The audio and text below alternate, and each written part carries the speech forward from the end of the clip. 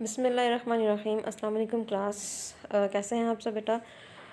आज हम chapter number 7 का सेकंड पोर्शन स्टार्ट करेंगे, दैट इज़ एलजी यानी कि प्लांट लाइक प्रोटिस्ट।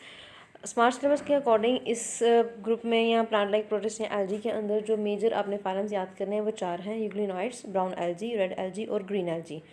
बेटा जहाँ पे बुक के जिस पोर्शन से या जिस पेज से एलजी स्टार्ट हो रहा है वहाँ से लेके एक टेबल आपके बुक सिलेबस में इंक्लूडेड है एलजी की क्लासिफिकेशन का, उसके मेजर ग्रुप्स का। वहाँ तक आपने एलजी के सारे करैक्टर्स और इंक्लूडिंग दैट क्लासिफिकेशन यानी कि वो टेबल जो है वहाँ तक आपने एलजी का सारा करना है। उससे आगे जोन जोन से ग्रुप्स आपके सिलेबस में इंक्लूडेड हैं, आपने उनके करैक्टर्स विद देयर एग्जांपल्स और जो थोड़ी बहुत अगर डायग्राम वगैरह दी हुई हैं तो वो आपने साथ उसके ड्रॉ करनी है और उनको उनकी प्रैक्टिस करनी है। तो स्टार्ट करते हैं एलजी के करैक्टर्स से। एलजी को हम प्लांट लाइक प्रोटिस्ट कहते हैं। प्लांट लाइक प्रोटिस्ट कहने की वजह क्या है, ये आगे आगे हम इसके ग्रुप में एक फाइलम में डिस्कस करेंगे। सबसे पहले इनके करैक्टर्स देख लेते हैं हम।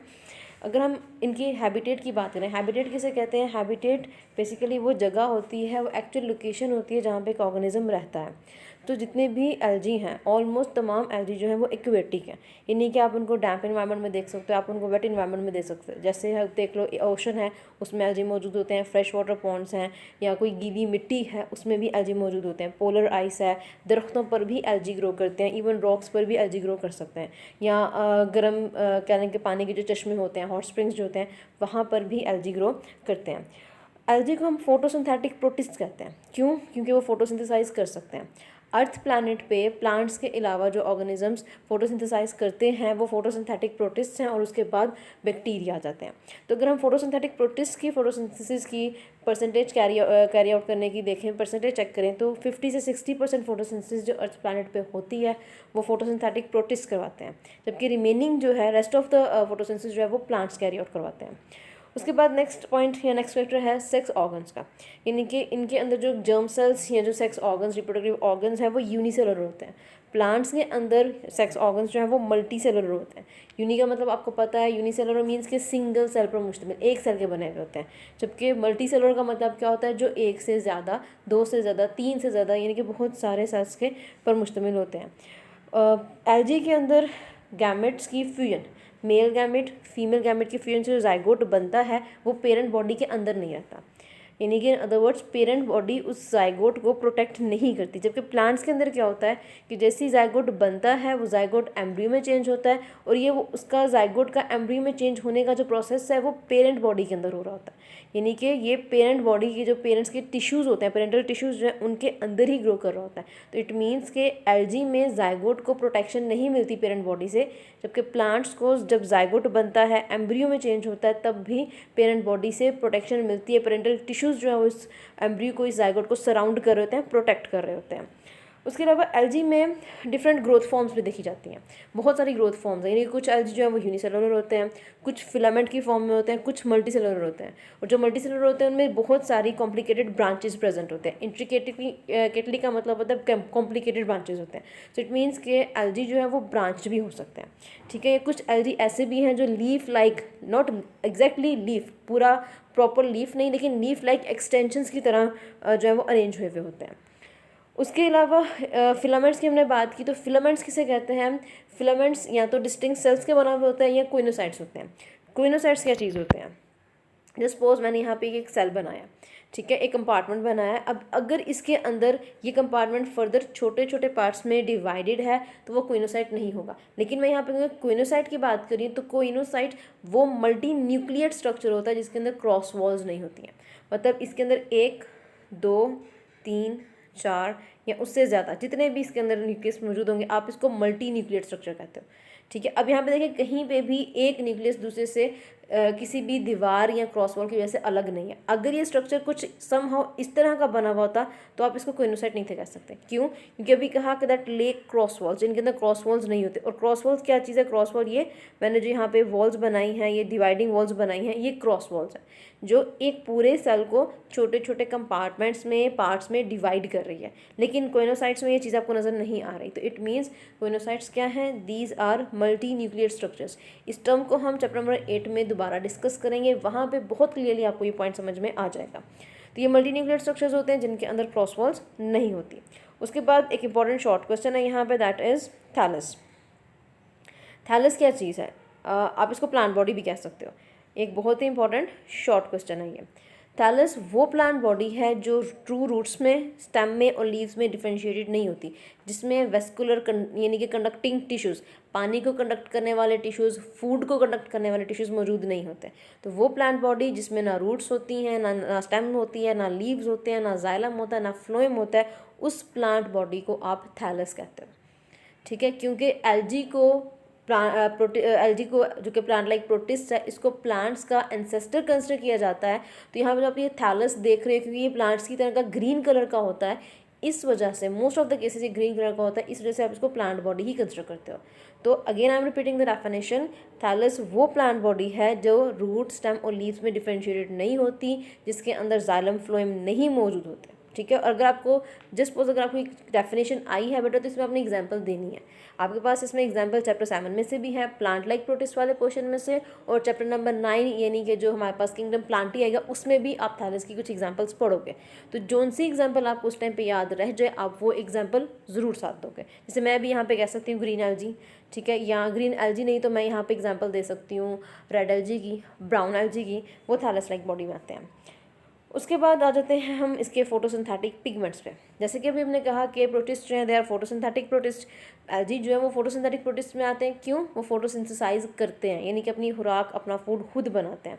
अब वो अपनी खुराक या अपना फूड कैसे बनाते हैं? सनलाइट को ट्रैप करते हैं। सनलाइट को ट्रैप करने की एबिलिटी कब आती है? जब उनके अंदर सनलाइट को ट्रैप करने वाले पिगमेंट्स मौजूद हों, जिनको आप फोटोसिंथेटिक पिगमेंट्स कहते हो।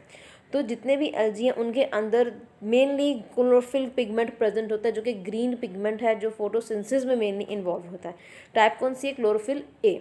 दूसरा येलो एंड ऑरेंज पिगमेंट होते हैं carotenoids. These are colourful pigments, ये एक्सेसरी पिगमेंट्स में आ जाते हैं, जो लाइट को ट्रैप करके क्लोरोफिल को प्रोवाइड करेंगे, और क्लोरोफिल फिर उस लाइट को इस्तेमाल करके अपना फूड बनाने का सारा काम करेगा। लेकिन कुछ एल्गी में पिगमेंट्स की भी वेराइटीज़ होती हैं, लाइक जैंथोफिल है, फाइकोरिथ्रिन है। जैंथोफिल भी कलरफुल पिगमेंट है, ये रेड टू येलो या ऑरेंज कलर का होता है, डिफरेंट कलर के कलर शेड्स में आते हैं। और जो फाइकोरिथ्रिन है ये रेड पिगमेंट है। अगर आपको याद हो तो हमने अपने प्रीवियस कुछ लेक्चर में साइनोबैक्टीरिया डिस्कस किया था, जब चैप्टर नंबर 16 का लास्ट टॉपिक आपको लेक्चर डिलीवर किया था। उसमें हमने साइनोबैक्टीरिया में एक पिगमेंट का नाम, ब्लू पिगमेंट का नाम बताया था फाइकोसियानिन, जो कि ब्लू कलर देता है साइनोबैक्टीरिया को। एल्गी में आगे हम कैटेगराइज करेंगे, जिसमें हमें रेड कलर का पिगमेंट नजर आएगा, जिसकी वजह से एल्गी का कलर रेड कंसिडर किया जाता है। वो पिगमेंट होता है phycoerythrin, it's a red pigment. ये एल्गी को रेड कलर देता है, जैसे क्लोरोफिल प्लांट्स को या कुछ एल्गी को ग्रीन कलर प्रोवाइड करते हैं, इसी तरह से फाइकोरिथ्रिन रेड कलर प्रोवाइड करते हैं। लाइफ साइकिल की अगर हम बात करें तो बेटा लाइफ साइकिल में वेरिएशन आती है। जितने भी एल्गी हैं उनमें लाइफ साइकिल के लिहाज से वेरिएशंस हैं, कुछ में मोटाइल सेल्स बनते हैं, कुछ में मोटाइल सेल्स नहीं बनते हैं। तो लाइफ साइकिल जो है, जितने भी एल्गी हैं, एक है, दो हैं, जितने भी आप मेंबर्स पढ़ते हो एल्गी की, उनकी लाइफ साइकिल में वेरिएशंस हैं, यानी कि सबकी लाइफ साइकिल जो है वो एक दूसरे से डिफर करती है। इनके अंदर फ्लैजेलेटेड मोटाइल सेल्स होते हैं। ऑलमोस्ट तमाम एल्गी के अंदर मोटाइल फ्लैजिलेटेड सेल्स हैं, लेकिन रोडोफाइटा डिवीजन जो है, या रोडोफाइटा का जो फाइलम है, उसके मेंबर्स में फ्लैजिलेटेड मोटाइल सेल्स की प्रोडक्शन नहीं होती। अब ये फ्लैजिलेटेड मोटाइल का मतलब क्या है? मोटाइल का मतलब होता है हरकत करना, मोटिलिटी शो करना, मूव करना, और फ्लैजिलेटेड मतलब जिनके अंदर फ्लैजिला मौजूद होगा। फ्लैजिला का काम हमने पीछे क्या बताया था बैक्टीरिया में, कि ये एक लोकोमोटरी ऑर्गन है, ये लोकोमोशन में, मूवमेंट में इन्वॉल्व होता है। ठीक है, तो इट मीन्स के जिन सेल्स के साथ फ्लैजिला अटैच्ड है या जिन सेल्स में फ्लैजिला मौजूद है, इट मीन्स वो सेल्स मोटिलिटी शो करते हैं, वो सेल्स हरकत करते हैं, एक जगह से दूसरी जगह मूव करके जा सकते हैं।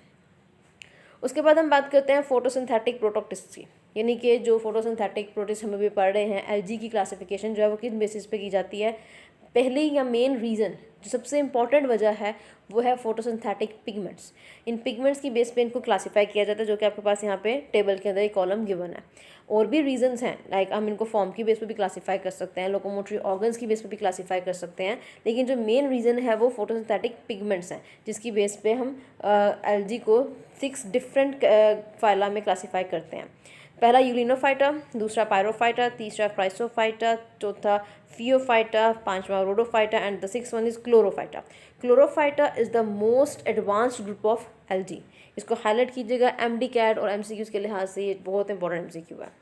यूलिनोफाइटा का कॉमन नेम है euglenoids. These are unicellular. Movement के लिए, लोकोमोट करने के लिए इनके अंदर 2 फ्लैजिला होते हैं, एक बड़ा फ्लैजिला होता है और एक का साइज थोड़ा छोटा होता है। पिगमेंट इसके अंदर क्लोरोफिल ए है, क्लोरोफिल बी है और कैरोटीनॉइड्स है, और इसमें कॉमन एग्जांपल दी जाती है दैट इज यूग्लिना। पायरोफाइटा में आते हैं dinoflagellates, these are also unicellular, 2 flagella इनके अंदर मौजूद होते हैं जिनकी हेल्प से ये एक जगह से दूसरी जगह लोकोमोट करते हैं। और पिगमेंट्स में क्लोरोफिल ए है, क्लोरोफिल सी है और फ्यूकोजेंथिन पिगमेंट जो इसके अंदर मौजूद होता है। एग्जाम्पल है इसकी गोनेलिक्स और क्रेटियम। क्राइसोफाइटा डाई एटम्स, ये ज़्यादातर यूनिसेलुलर होते हैं। लोकोमोशन के लिए इनके अंदर कोई ऑर्गन नहीं होता, ये एक जगह से दूसरी जगह मूव करते हैं लेकिन वाटर करंट्स की हेल्प से। इनके अंदर फ्लैजिला नहीं होता, इसलिए फ्लैजिला की हेल्प से मूव नहीं कर सकते। Chlorophyll a, chlorophyll c, carotenes और fucoxanthin are the main pigments जो कि इनके अंदर मौजूद होते हैं। और उसके अलावा इसकी एग्जाम्पल्स में डाई एटम्स आते हैं, पिनोलेरिया आता है और फ्रिक्यूलेरिया आता है। नेक्स्ट वन इज़ फियोफाइटा, इनको हम ब्राउन एल्जी कहते हैं क्योंकि इनका कलर ब्राउन होता है, और वो कलर ब्राउन किस वजह से होता है? पिगमेंट की प्रेजेंस की वजह से। अदर वन इज़ इनकी फॉर्म्स होती है मल्टी सेलर होते हैं, यानी कि ये एक से ज़्यादा सेल्स पर मुश्तमिल होते हैं। 2 फ्लैजिला इनके अंदर मौजूद होते हैं, लेकिन वो फ्लैजिला इनके रिप्रोडक्टिव सेल्स पे देखे जाते हैं, ठीक है। और पिगमेंट है chlorophyll a, chlorophyll c, carotenes और फ्यूकोजेंथिन। एग्जाम्पल में इसके पास आपके एग्जाम्पल है कि फ्यूकस की एग्जाम्पल है, मैक्रोसिस की एग्जांपल है, और एक एग्जांपल इसमें लैमिनेरिया की भी आती है जो मैंने आगे फाइलम की एक्सप्लेनेशन में दी हुई है। रोडोफाइटा रेड एल्जी, रेड मतलब इसका कलर अपीयरेंस जो है वो रेड है, किसकी वजह से? पिगमेंट की प्रेजेंस की वजह से। फॉर्म मल्टी सेलुलर भी हो सकते हैं, कुछ केसेस में इनकी जो कुछ स्पीशीज़ या मेंबर्स हैं वो यूनिसेलुलर भी हैं। मूव करने के लिए कोई लोकोमोटरी ऑर्गन नहीं है, इनमें फ्लैजिला नहीं होता, इसलिए ये वाटर करंट्स की वजह से मूव कर सकते हैं, अदरवाइज ये एक ही जगह पे अटैचमेंट शो करते हैं। पिगमेंट इसके अंदर होता है क्लोरोफिल ए होता है, कैरोटीन होता है और रेड पिगमेंट फाइकोएरिथ्रिन होता है, जिसकी वजह से इसका कलर रेड आता है और जिसकी वजह से आप इसको रेड एल्जी का नाम देते हो। एग्जाम्पल इसमें है कॉन्ड्रस और पोलिसाइफोनिया। क्लोरोफाइटा मतलब ग्रीन एल्जी, ग्रीन एल्जी इसलिए बिकॉज इसके अंदर डोमिनेंट पिगमेंट जो है वो क्लोरोफिल है, क्लोरोफिल ए और क्लोरोफिल बी। इसके अंदर 3 तरह की डिफरेंट फॉर्म्स देखी जाती हैं, ये यूनिसेलुलर भी हो सकते हैं, इनके कुछ मेंबर्स क्लोनियल फॉर्म में भी होते हैं जैसे कि वॉलवॉक्स है, उसके अलावा इसके कुछ मेंबर्स जो हैं वो मल्टी सेलुलर भी होते हैं। इनके मेंबर्स में ज़्यादातर फ्लैजिला ही लोकोमोटरी ऑर्गन होता है, तो उस फ्लैजिला की हेल्प से ये मूव कर सकते हैं from one place to another place. Pigments इसमें क्लोरोफिल ए हैं, क्लोरोफिल बी हैं और कैरोटीन्स हैं। एग्जाम्पल जो जितने यहाँ पे आपकी बुक पे मेंशन है, ये आगे जहाँ पे ये ग्रुप आप पढ़ोगे वहाँ पे जो एग्जाम्पल्स हैं आपने बेटा उन एग्जाम्पल्स को करना है। राइट नाउ टेबल में जो गिवन है वो होगी क्लोरेला है, उल्वा है, एसिटाबिलोरिया है, स्पायरोजारा है, उसके अलावा वॉलवॉक्स भी इसकी एग्जाम्पल में आता है, क्लेमाइडोमोनास भी इसकी एग्जाम्पल में आते हैं। स्टार्ट करते हैं 1 बाय 1 इसके ग्रुप्स को रीड आउट करना शुरू करते हैं। यूग्लिनॉइड्स, पहला ग्रुप। यूग्लिनॉइड्स वो प्रोटिस्ट है जिसको प्लांट किंगडम में भी जगह दी जाती है और एनिमल किंगडम में भी क्लासीफाई किया गया है। रीज़न क्या है? इसके अंदर प्लांट लाइक कैरेक्टर्स भी मौजूद होते हैं, इसके अंदर एनिमल लाइक कैरेक्टर्स भी मौजूद होते हैं, यानी कि यूग्लिनॉइड्स को हम प्लांट किंगडम में भी क्लासीफाई कर रहे हैं इनके प्लांट कैरेक्टर्स की वजह से, और दूसरा इसको हम एनिमल किंगडम में भी क्लासीफाई करते हैं क्योंकि इसमें एनिमल लाइक कैरेक्टर्स भी हैं। तो एलजी के हिसाब से इसको प्लांट किंगडम के में भी प्लेस किया जाता है, तो और प्रोटोजोआ के हिसाब से इनको एनिमल किंगडम में भी प्लेस किया जाता है। लेकिन जो इसका मॉलिक्यूलर डाटा जो स्टडी किया गया है, जो एविडेंस मिला है मॉलिक्यूलर डाटा की बेस पे, उसके हिसाब से कहा जाता है कि ये जू फ्लैजिलेट से ज़्यादा जू फ्लैजिलेट से क्लोजली रिलेट करता है, जू फ्लैजिलेट्स जैसे इसमें करेक्टर्स हैं। अब प्लांट लाइक करेक्टर इसके अंदर क्या है? पिगमेंट्स। प्लांट लाइक करेक्टर यानी कि इसके अंदर पिगमेंट्स है, इट मीन्स ये अपना फूड खुद बना सकता है। लेकिन कुछ यूग्लिनॉइड्स के मेंबर्स जो हैं वो हेट्रोट्रॉफ्स भी हैं, यानी कि अगर आप किसी यूग्लिना को या किसी मेंबर को, किसी भी यूग्लिनॉइड को आप एक डार्कर एरिया में ग्रो करवाते हो तो उसके अंदर क्लोरोफिल डेवलप नहीं होगा, बिकॉज क्लोरोफिल की फॉर्मेशन के लिए, उसकी डेवलपमेंट के लिए लाइट की रिक्वायरमेंट होती है। जब आप उसको अंधेरा दे रहे हो, रोशनी नहीं दे रहे हो, क्लोरोफिल ग्रो नहीं करेगा, क्लोरोफिल की डेवलपमेंट नहीं होगी। तो क्लोरोफिल अगर उसमें ख़त्म हो गया, डेवलपमेंट नहीं हुई, तो इट मीन्स कि वो यूग्लिनॉइड्स जिनके अंदर क्लोरोफिल नहीं है वो ऑर्गेनिक मैटर को इंजेस्ट करके अपना फूड लेते हैं, अपनी न्यूट्रिशन को कंप्लीट करते हैं, ठीक है। अब वो अपनी खुराक खुद नहीं बना रहे, तो वो क्या हो जाएंगे? They will be heterotrophic. उसी तरह से कुछ स्पीशीज़ जो है वो हमेशा कलरलेस रहती हैं, उनमें क्लोरोफिल बनता ही नहीं है, वो भी हेट्रोट्रॉफिक होते हैं। तो इसलिए इनके अंदर, यूग्लिनॉइड्स के अंदर, कुछ मेंबर्स जो हैं वो पिगमेंट्स की प्रेजेंस की वजह से अपना फूड खुद बनाते हैं, कुछ मेंबर्स जो हैं उनमें क्लोरोफिल ना होने की वजह से या क्लोरोफिल ना बनने की वजह से वो हेट्रोट्रॉफिक ही रहते हैं। तो यूग्लिनॉइड्स को प्लांट किंगडम में भी प्लेस किया जाता है और एनिमल किंगडम में भी प्लेस किया जाता है। आपकी बुक पे स्ट्रक्चर दिया हुआ है इसका बेटा, एज सच लेबलिंग नहीं है, आप लेबलिंग ना भी करना चाहो तो बेटा ये डायग्राम आपको थोड़ी बहुत करनी पड़ेगी। Next is brown algae. सबसे बड़ा जो कह लें कि प्रोटिस्ट है, प्लांट लाइक प्रोटिस्ट है, जो इस एल्जी के ग्रुप से बिलोंग करता है, वो ब्राउन एल्जी है। गिगांट्स मतलब सबसे बड़े जो होते हैं। They are common in cooler marine waters, ठीक है, स्पेशली जो रॉकी कोस्ट लाइन्स होते हैं, चट्टानें जो होती हैं इंटरटाइडल जोन्स में, जो चट्टानों वाला हिस्सा होता है वहाँ पर ज़्यादातर ब्राउन एल्जी ग्रो करते हैं। यहाँ पे की एग्जांपल आपकी बुक पे मेंशन नहीं थी, पर मैंने ये ऐड किया, दैट इज़ लैमिनेरिया। आप ये एग्जांपल ज़रूर लिखेगा बेटा। जितने भी ब्राउन एल्जी हैं वो मल्टी सेलुलर होते हैं, मोस्ट ऑफ द केसेस वो मल्टी सेलुलर ही होते हैं। इनके एक साइज़ का रेंज है, वो रेंज क्या है, लेंथ की एक रेंज है कि ये फ्यू सेंटीमीटर से 75 मीटर्स तक लंबे हो सकते हैं, ठीक है। An important MCQ। उसके बाद लार्जेस्ट ब्राउन एल्जी कौन सा है? कैल्प्स को लार्जेस्ट ब्राउन एल्जी कहा जाता है। Very important short question, thallus की तरह एक बहुत इंपॉर्टेंट शॉर्ट क्वेश्चन जो इस चैप्टर में है वो है कैल्प्स का। ये कैल्प्स क्या होते हैं? They are the largest brown algae. ये टफ होते हैं, इनकी अपीयरेंस जो है वो लेदरी होती है, चमड़े की तरह की इनकी अपीयरेंस होती है, बहुत ज़्यादा सख्त होते हैं ये, ठीक है। इनका स्ट्रक्चर किस तरह का होता है? इनके अंदर 3 पार्ट्स होते हैं। एक पत्ते की तरह का ब्लेड होता है, स्टेम यानी कि तने की तरह का स्टाइप होता है, और जड़ों की तरह की होल्ड फास्ट होता है, ठीक है। होल्ड फास्ट का काम क्या होता है कि उसका वो एंकरिंग कर रहा होता है, जैसे रूट्स जो है प्लांट्स को एंकर करती हैं, उसी तरह से होल्ड फास्ट जो है एल्जी को जिस जगह पे मौजूद है वहाँ पे जोड़ता है। जैसे मैं यहाँ पे एक सिंपल सी डायग्राम ड्रॉ करके आपको दिखा सकती हूँ। इट्स अ होल्ड फास्ट, ठीक है। इसके साथ ये एक स्टेम की तरह की स्टाइप है, इसके साथ यहाँ पे कुछ पत्ते जुड़े हुए हैं। ये पत्तों की तरह का स्ट्रक्चर है, इसको आप स्टाइप का ब्लेड का नाम देते हो। तो मैंने यहाँ पे लिखा हुआ है लीफ लाइक, ये आपको पॉइंट नजर आएगा, लीफ लाइक ब्लेड्स हैं, स्टेम लाइक स्टाइप है, और रूट की तरह का होल्ड फास्ट है, जो इसको जहाँ पे ये मौजूद है वहाँ पे एंकर करेगा। एंकर मतलब इसको वहाँ पे जकड़ेगा, जोड़ के रखेगा। जैसे कि आप यहाँ पे देख सकते हैं, ये एक बेसिक स्ट्रक्चर दिखाया हुआ है कैल्प का, लार्जेस्ट ब्राउन एल्जी का, या आप कह सकते हो ये लैमिनेरिया का स्ट्रक्चर है। लैमिनेरिया सबसे बड़ा कैल्प है, सबसे बड़ा एल्जी ब्राउन एल्जी है। ये लीफ लाइक स्ट्रक्चर है ब्लेड, ये स्टेम की तरह का स्ट्रक्चर है स्टाइप, और ये है रूट की तरह का स्ट्रक्चर होल्ड फास्ट, जो इसको इस जगह पे जहाँ पे ये मौजूद है वहाँ पे इसको जोड़ रहा है। एयर इसको क्रॉस ऑन करवाने के लिए इनके अंदर एयर ब्लेडर्स भी मौजूद होते हैं। आप ये पॉइंट लिखना चाहो तो लिख सकते हो, अदरवाइज छोड़ भी सकते हो। क्वेश्चन मार्क मैंने इसलिए लगाया, सिर्फ डायग्राम में गिवन है इसलिए आपको इसका बताया, अदरवाइज आपने 3 ही नाम याद करने हैं, एक ब्लेड का, एक स्टाइप का, और एक होल्ड फास्ट का। नेक्स्ट ग्रुप है रेड एल्जी। रेड एल्जी क्या चीज़ है? मल्टी सेलुलर ऑर्गेनिजम्स होते हैं, ठीक है। Multi cellular plant like protist हैं। ये ज़्यादातर जो हैं रॉकी एरियाज़ पे, जहाँ पे आपको लोग बहुत हार्ड पत्थर या चट्टानें होती हैं वहाँ पर ग्रो करते हैं। यहाँ किसी दूसरे सब्सटेंस पे भी ग्रो कर सकते हैं, किसी दूसरी जगह पे भी ग्रो कर सकते हैं, लेकिन होल्ड फास्ट के जरिए। होल्ड फास्ट नहीं कि जैसे आपको ये नज़र आ रहा है, ये इसका जो नीचे वाला पोर्शन है, यहाँ पे रूट लाइक स्ट्रक्चर्स मौजूद होते हैं। ये एक पोलीसाइफोनिया की पिक है, पोलीसाइफोनिया की इमेज है, जो कि इसको हम रेड एल्जी में कैटेगराइज करते हैं।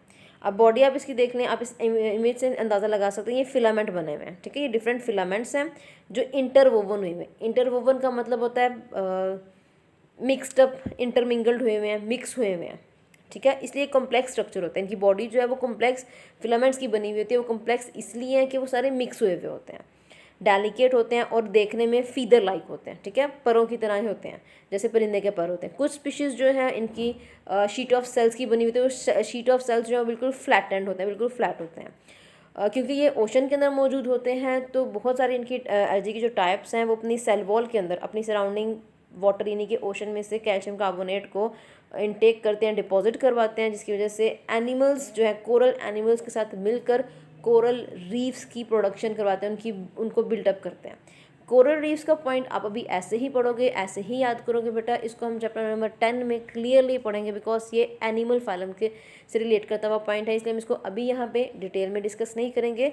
चैप्टर नंबर 10 में इसको उसके साथ इसको डिटेल में डिस्कस करेंगे। ये आप देख सकते हैं पानी के अंदर एक रेड एल्जी यानी कि पोलीसाइफोनिया मौजूद है, ठीक है। ये होल्ड फास्ट के जरिए जिस जगह पे मौजूद है वहाँ पे होल्ड फास्ट के जरिए एंकर हुई हैं, जुड़ी हुई हैं, इसलिए ये पानी के अंदर एक जगह से दूसरी जगह मूव नहीं करती हैं। Last group that is green algae. Green algae को प्लांट्स का एंसेस्टर कहा जाता है। एंसेस्टर का मतलब आपको पता है अबाव अजदाद, यानी कि हम कह सकते हैं प्लांट्स जो हैं वो ग्रीन एल्जी से एवॉल्व हुए हैं, ग्रीन एल्जी से ही प्लांट्स बने हुए हैं। रीज़न क्या है? आरएनए सीक्वेंसिंग की गई थी, यानी कि प्लांट्स का और ग्रीन एल्जी के आरएनए का जो सीक्वेंस है उसको स्टडी किया गया था, जिससे ये पता चला था कि ग्रीन एल्जी और प्लांट्स जो हैं एक मोनोफाइलेटिक लीनिएज बनाते हैं।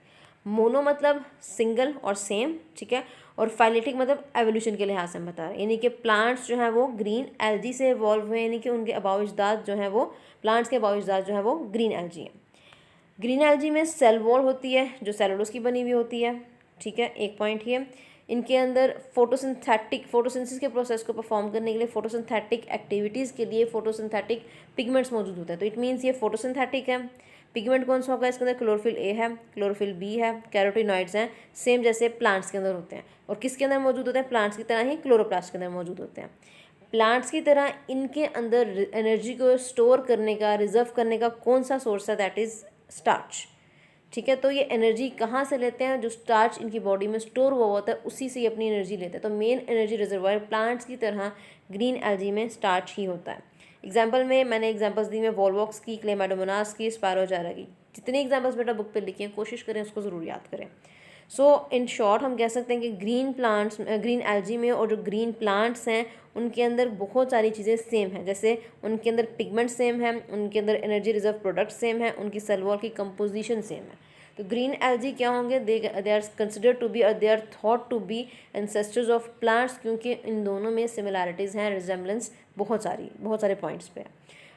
ग्रीन एल्जी के कुछ मैंने मेंबर्स यहाँ पे शो किए हैं। दिस इज़ क्लेमाडोमोनास, ये वॉलवॉक्स है जो क्लूनी की फॉर्म में होता है। क्लेमाडोमोनास यूनिसेलुलर होता है। ये यूलोथ्रिक्स है, फिलामेंट्स की फॉर्म में होता है। इट्स अ फ्रिस्टीलिया, ये उल्वा है, और ये कुछ हाइड्रोडिक्टियन। आपकी बुक पे बेटा जो से एग्जांपल्स दिए मैं उनको यहाँ पे सर्कल कर रही हूँ, आपने वो एग्जांपल्स अच्छी तरह से याद करनी है। अगर यूलोथ्रिक्स भी याद हो जाए तो बेटर है। आपके प्रैक्टिकल में वैसे ये जो इसकी ग्रीन एल्जी का मेंबर है ये इंक्लूडेड है, जो हम प्रैक्टिकल में स्टडी करेंगे। After that chlorella. बुक पे बेटा देखें जहाँ पे इंपॉर्टेंस ऑफ एल्जी है या ग्रीन एल्जी के बाद वाला जो पोर्शन है और इंपॉर्टेंस ऑफ एल्जी के ऊपर वाला जो बॉक्स दिया हुआ है येलो बॉक्स, वहाँ पे क्लोरेला का पॉइंट दिया हुआ है, पोर्शन पैराग्राफ दिया हुआ है। Very important short question. ये यूनिसेलुलर होता है, आप देख सकते हैं एक सिंगल सेल से बना हुआ है, ठीक है। अब कलर इसका देख लें, कलर इसका ग्रीन है, मतलब ये ग्रीन एल्जी है। फ्रेश वाटर पॉन्ड्स में और डिचेस वगैरह में रहता है ये। हम इसको ईजिली लेबॉर्ट्री में बना सकते हैं, मतलब ईजिली कल्चर्ड किया जा सकता है। क्लोरेला को ज़्यादातर एक्सपेरिमेंटल ऑर्गेनिज्म के तौर पे एक्सपेरिमेंट्स में, प्रैक्टिकल्स में यूज़ किया जाता है। लेकिन कब? जब फोटोसिंथेसिस के प्रोसेस को स्टडी किया गया था तब क्लोरेला को भी स्टडी किया गया था। एक स्पायरोजारा को स्टडी किया गया था, उसको इस्तेमाल किया गया था फोटोसिंथेसिस को स्टडी करने के लिए, जो हम चैप्टर नंबर 11 में भी देखेंगे। और उसके अलावा फोटोसिंथेसिस की डिफरेंट स्टेजेस को पढ़ने के लिए, उन स्टेजेस के अंदर कौन कौन से काम हो रहे हैं उनको पढ़ने के लिए एज एक्सपेरिमेंटल ऑर्गेनिज्म क्लोरेला को यूज़ किया गया था। उसके अलावा बहुत सारी फॉरेन कंट्रीज़ में इसको as a alternate source of food भी यूज़ किया जाता है। जैसे कि आपको पता है फॉरेन कंट्रीज़ में बाहर कीड़े मकोड़े तो खाते ही खाते हैं, लेकिन बहुत सारी कंट्रीज़ में क्लोरेला को as a alternate source of food भी यूज़ किया जाता है। आपके पास बेटा अगर टाइम हो तो एक सजेशन दूंगी आपको कि आप क्लोरेला का वर्ड गूगल पर टाइप करके देखें, आपको उसमें टैबलेट्स भी मिलेंगी, ठीक है। तो क्लोरेला एल्जी, इस एल्जी से बनाई गई टैबलेट्स भी यूज़ की जाती हैं। इस एल्जी से बनाया गया पाउडर्ड फॉर्म का मटेरियल भी यूज़ किया जाता है। डिफरेंट कंट्रीज़ में इसको as a source of food इस तरह से यूज़ करते हैं। Last point, importance of algae. Major producers में आते हैं। प्रोड्यूसर्स मतलब ऑटोट्रॉफ्स, जो अपना फूड खुद बनाते हैं। एक्वेटिक इकोसिस्टम यानी कि मेरीन वाटर है या फ्रेश वाटर बॉडीज़ हैं, सीज़ हैं, ओशंस हैं, दरिया है या तालाब है या झील वगैरह हैं, नहरें वगैरह हैं, उनके अंदर एल्जी जो है ये मेजर प्रोड्यूसर्स, यानी कि उनके अंदर सबसे पहले जो अपना फूड खुद बनाते हैं वो एल्जी है। सो इट मीन्स कि they play a basic role, वहाँ पे फूड चेन के अंदर ये बेसिक रोल प्ले कर रहे होते हैं, और दूसरे ऑर्गेनिजम्स जो उस पानी के अंदर मौजूद होंगे उनको ये फूड भी प्रोवाइड करेंगे और ऑक्सीजन भी प्रोवाइड करेंगे। कुछ एल्जी जैसे कि अभी हमने नाम लिया था पीछे कैप्स का, और अभी जो हमने पिछली स्लाइड में पढ़ा क्लोरेला, ये एडिबल होते हैं। एडिबल का मतलब क्या होता है? जो खाने लायक हो, ठीक है, जो ईटेबल हो, जिसको हम खा सकते हैं। तो थ्रू आउट द वर्ल्ड बहुत सारी कंट्रीज़ में अगर फूड की शॉर्टेज हो जाए तो उस फूड की शॉर्टेज को ओवरकम करने के लिए, अगर खुराक कम पड़ जाए तो उस खुराक की कमी को पूरा करने के लिए कैल्प्स और क्लोरेला को एज अ फूड यूज़ किया जाता है। और उसके अलावा जितने भी मेरीन एल्जी हैं, यानी कि सी में जो एल्जी पाए जाते हैं या ओशंस में जो एल्जी पाए जाते हैं, उनसे बहुत सारे यूजफुल सब्सटेंसेस भी निकाले जाते हैं। They are the source of many useful substances. अब वो यूजफुल सब्सटेंसेस कौन कौन से हैं? एल्गिन है, एगर है, कैरागिनन है, एंटीसेप्टिक्स हैं, जो डिफरेंट बेसिस पे कहीं पे लैब में यूज़ हो रहे हैं, कहीं पे कोई किसी ना किसी वजह से किसी ना किसी पॉइंट पे, किसी ना किसी इंडस्ट्री में या किसी ना किसी स्केल पे इन चीज़ों को, इन केमिकल्स या यूजफुल सब्सटेंसेस को यूज़ किया जाता है। तो इम्पोर्टेंस ऑफ एलजी के लिहाज से देखें तो इसको हम साइंटिफिक रिसर्च में भी यूज़ कर रहे हैं। अभी हमने पीछे बताया क्लोरेला का कि फोटोसिंथेसिस में की रिसर्च में फोटोसिंथेसिस की स्टेजेस को स्टडी करने के लिए क्लोरेला को एज एन एक्सपेरिमेंटल ऑर्गेनिज्म इस्तेमाल किया जाता है।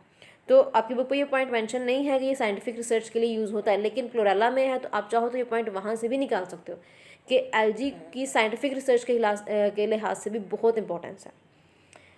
ठीक है, तो यहाँ पे बेटा आपका टॉपिक कंप्लीट होता है। एलजी वाला टॉपिक, इसमें बेटा करैक्टर्स हैं। करैक्टर्स आपको मैंने इसीलिए पॉइंट्स में लिखवाए कि आपने ये पॉइंट्स की फॉर्म में लिखने हैं।